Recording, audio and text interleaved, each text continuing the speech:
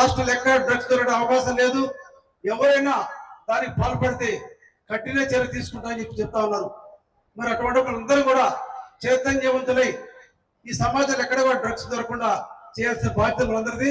ప్రత్యేకంగా పోలీసు వాళ్ళ కోరిక ఏంటంటే డ్రగ్స్ మీద రైడ్ చేస్తే ఒకే మంచిదే, కానీ రైడ్ చేయడంతో పాటు ఏ విధంగా డ్రగ్స్ దొరుకుతా ఉంది. మనం ఇద్దరు గతంలో దొంగతనాలు చేసే ముందు ఒక ఐడి పార్టీ ఉండేది. వాళ్ళతో ఇన్వాల్వ్ అయిపోయి వాళ్ళు కూడా కండం మీద చేసుకొని లుంగి కట్టుకొని పోలీసు కూడా జోబు దొంగలతో పాటు తిరిగేవాడు.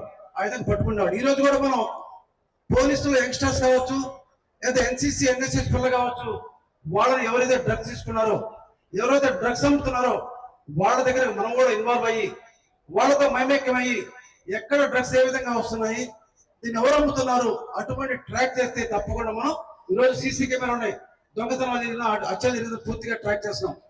దీన్ని ఎందుకు ట్రాక్ చేయలేకపోతున్నాం? తప్పకుండా ఒక టీం వర్క్ మెకానిజం చేస్తే తప్పకుండా డ్రగ్స్ రైతు సమాజం ఏర్పాటు చేయడం అవకాశం ఉంటుంది. కాబట్టి పోలీస్ వారితో పాటు మనందరూ కూడా భాగస్వాములు అయ్యి డ్రగ్స్ రైతు సమాజాన్ని ఏర్పాటు చేస్తామని చెప్పి ప్రత్యేకంగా పోలీస్ అధికారి సిపి కమిషనర్ గారికి, రెవెన్యూ శాఖకి, ప్రత్యేకంగా మహిళా సోదరి అందరూ ప్రత్యేక అభినందనలు తెలియజేస్తూ ఆలోచిస్తున్నాం. మహిళా పోలీసు అధికారులకి ఆత్మీయ సత్కారం అందించే గొప్ప సందర్భం. వేదిక మీద ఉన్న ప్రజలందరినీ